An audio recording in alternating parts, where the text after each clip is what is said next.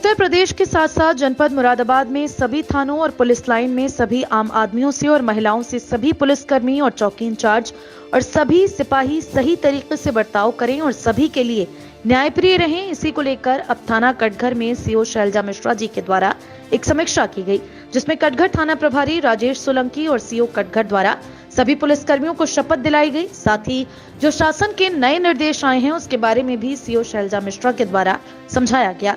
नए नियमों में दोपहिया वाहन पर पहले तो ड्राइवर हेलमेट लगाकर चलते थे, अब अगर 5 साल का बच्चा भी पीछे बैठा हुआ है तो उसको भी हेलमेट लगाना अनिवार्य है।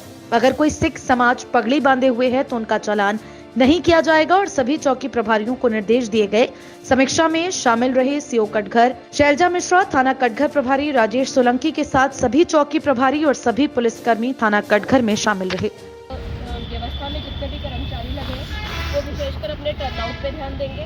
पब्लिक से किस तरीके से उनका व्यवहार रहेगा उस पर उनको प्रशिक्षित किए जाने की बात है। आप में से यातायात की ड्यूटी कौन कौन कर रहा है? लेपर्ड पे कितने लोग चल रहे हैं? ठीक है। इसके अलावा पिकेट्स में शाम की चेकिंग में कौन रहता है? आप लोग तो रहते हैं, आपका तो पता है। इन लोगों से पूछिए, इन लोगों में से कौन रहता है शाम की चेकिंग में? आप लोग सभी लोग काम कर रहे होंगे ना चेकिंग वगैरह में। तो उसके समय जब भी आप अपना यातायात व्यवस्था को सुधारने के रूप में अपना कार्य कर रहे होंगे तो विशेषकर ध्यान दीजिए कि आप लोग प्रॉपरली यूनिफॉर्म आपका ठीक से हो, आप अपना अच्छे से वर्दी धारण किए हों, आपकी जो भी रैंक है, जो भी आपका पोस्ट है, जो भी आपका काम है वो आपके टर्नआउट से दिखे। ये ना हो कि आपने अस्त व्यस्त कपड़े पहन रखे हैं और वहाँ पे फिर कंफ्यूजन हो रहा है। आप सभी जानते हैं प्रेम मंडल लाइन पे कभी इस तरीके का इंसिडेंट हो चुका है कि कुछ प्राइवेट लोग पुलिस की वर्दी पहने हुए थे और अभद्रता कर रहे थे कुछ लोगों से, और उसके बाद वो पुलिस पे एलिगेशन आए। बाद में हमने ये क्लियर किया कि वो लोग पुलिस के लोग नहीं हैं। तो ऐसा कुछ भी नहीं करना है। अपना काम संपादित करते समय किसी भी तरीके की अभद्रता नहीं करनी है, किसी भी तरीके की बदतमीजी नहीं करनी है। विधिक व्यवस्था जो भी है उसी के अनुरूप आपको अपना काम जो है वो संपादित करना है। एक और चीज़ थी आज के प्रोग्राम में, उसके बारे में आपको जानकारी देना था, और साथ ही मोटर व्हीकल अमेंडमेंट एक्ट यानी मोटरयान संशोधन अधिनियम 2019 की जानकारी भी आपको देनी थी।